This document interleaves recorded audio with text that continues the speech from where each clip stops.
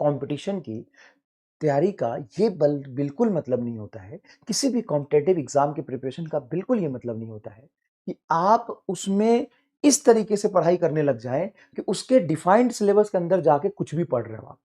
तो actually problem ये है कि जो सिलेबस एनटीए ने दिया है उस सिलेबस में कुछ टॉपिक्स है, उस टॉपिक पर कुछ भी पढ़ रहे हो, कुछ भी पढ़े जा रहे हो, कुछ भी पढ़े जा रहे हो, कुछ भी पढ़े जा रहे हो।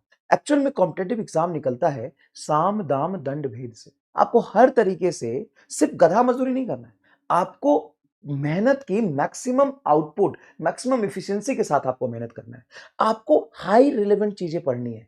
देखो, पढ़ने को तो आप बीएससी की चीजें पढ़ लो, पढ़ने को तो आप रिसर्च कर लो, बायोलॉजी पे बायोलॉजी पे रिसर्च कर लो, केमिस्ट्री पे रिसर्च कर लो, लेकिन वो रिसर्च की चीजें तो नीट में नहीं आए।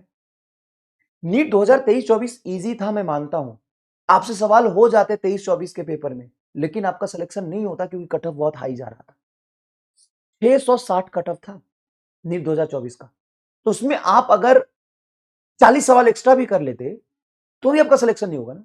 और अगर आप 30 क्वेश्चन नीट 2025 में कम भी कर रहे हो तो भी आपके सिलेक्शन की प्रोबेबिलिटी है। तो सबसे पहले इस माइंडसेट को समझो, सबसे पहले इस माइंडसेट को समझो कि अगर मैं बात करूं नीट 2024 की और मैं बात करूं नीट 2025 की, मेरी बात सुनना, बहुत लॉजिकल बात बता रहा हूं।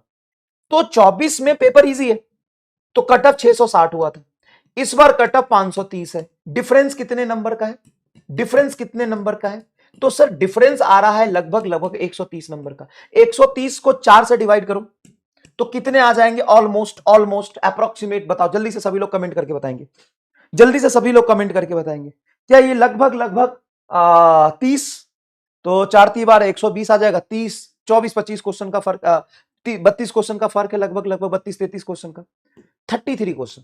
अब पूरे पेपर में अगर आपसे, अब सुनना, अगर आपसे पूरे पेपर में नीट 2025 के पेपर में अगर 25 क्वेश्चन नहीं भी बने और नीट 2024 के पेपर में तुम 25 क्वेश्चन ज्यादा कर लोगे, क्या बात सेम है कि डिफरेंट है? जल्दी बता दो, बात सेम है कि डिफरेंट है? भाई ये तो मैं डेटा पे बात कर रहा हूं ना। नीट 2024 में कट ऑफ है 660, कट ऑफ है 660। नीट 2025 कट ऑफ है 530। मैं वही डेटा पे बात कर रहा हूं।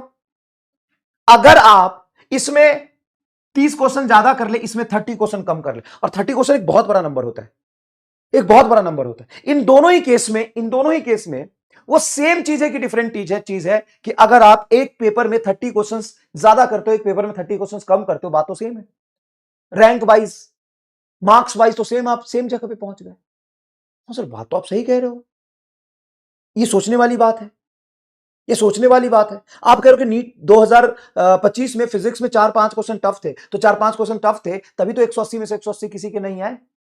और आपको क्या लगता है 687 पे रैंक 1 होने का क्या मतलब है? जहां पे कट ऑफ 660 जा रहा है वहां पे AIR 1 687 पे आ गया। मतलब क्या है? मतलब साफ है कि 35 नंबर कम आए भाई, 32-33 नंबर कम है। 32-33 नंबर मतलब 6-7 क्वेश्चन कम किया, 6-7 क्वेश्चन कम किया, इसका साफ मतलब है कि फिजिक्स में 3 क्वेश्चन कम किए होंगे। तो कंपटीशन की तैयारी अंधेरे में चलने से नहीं होती है। आप पढ़ रहे हो इसका यह मतलब नहीं कि आप कंपटीशन की तैयारी कर रहे हो। आप सिर्फ सिलेबस पढ़े जा रहे हो, पढ़े जा रहे हो, पढ़े जा रहे हो, इसका यह मतलब नहीं कि कंपटीशन की तैयारी कर रहे हो।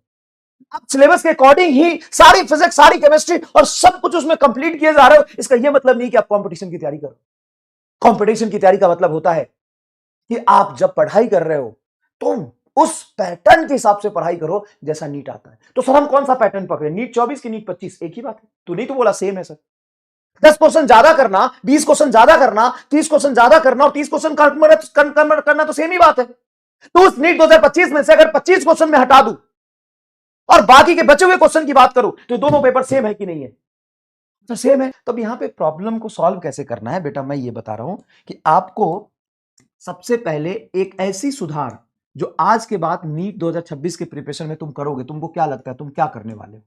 जल्दी बताओ, क्या ऐसी चीज करोगे जो नीट 2026 में या नीट 2026 की जो तुम प्रिपरेशन कर रहे हो उसमें तुम्हारा रिजल्ट अच्छा है, तुम आज से अपनी प्रिपरेशन को कैसे चेंज करने वाले हो? बताओ, एक चीज बताओ, क्या ऐसी चेंज करने वाले हो? बताओ बताओ, क्या ऐसी चेंज करने वाले हो? पहली चीज।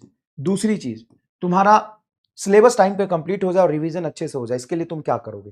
तीसरी चीज, सर टाइम मैनेज नहीं हो रहा, उसके लिए क्या करोगे? बताओ।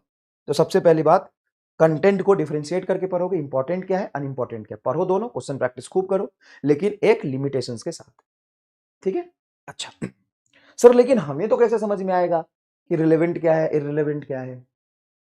वो आप जिस टीचर से पढ़ रहे हो उस टीचर को बताना चाहिए बार बार कि नीट के में सबसे ज्यादा कौन सा पूछा जाता है। ठीक है सर, बैकलॉग है, तो बैकलॉग में अभी से बैकलॉग लेके बैठोगे तो पिछले आगे आने वाले 6 महीने में पूरा सिलेबस कैसे कर पाओगे? प्रॉपर गाइडेंस नहीं है, बिल्कुल ठीक है। तो इसके लिए आपको क्या करना है, बहुत शांत मन से आपको अपने प्रिपरेशन को एक ट्रैक पे लेके आना है। आज से ये डिसाइड करना है कि नीट में पिछले 30 सालों में क्वेश्चंस कैसे आए हैं, 30 ईयर ले लो, उसकी प्रैक्टिस खूब करनी है। और जब वो पूरा हो जाए ना 30 ईयर के पीवाईक्यू, उसके बाद जेईई मेन के पिछले 5 साल के पीवाईक्यू लगानी है। कोई भी चैप्टर करने का ये मतलब नहीं होता है कि आप उस पर रिसर्च करें। चैप्टर की बेसिक बातें पता होना चाहिए, सिंपल फॉर्मूला पता होना चाहिए, एक फॉर्मूला सीट बनाओ, सिंपल शॉर्ट नोट बनाओ, और शॉर्ट नोट्स में वो सवाल जिससे नीट के पिछले 20 साल में क्वेश्चंस खूब सारे हैं, चाहे फिजिक्स हो, केमिस्ट्री हो, बायो हो, उसके कंसेप्ट और उसके क्वेश्चंस इंक्लूड करो, थ्योरी इंक्लूड करो। ठीक है? रिलेवेंट पढ़ो, रिलेवेंट पढ़ो, इसकी क्वेश्चन प्रैक्टिस खूब कंप्लीट करो, उसके बाद क्वेश्चन प्रैक्टिस खूब करो, उसके बाद टाइम मिलता है तो एक्स्ट्रा क्वेश्चन लगाओ। क्यों नहीं लगाओगे एक्स्ट्रा क्वेश्चन? मैं मना थोड़ी ना कर रहा हूं।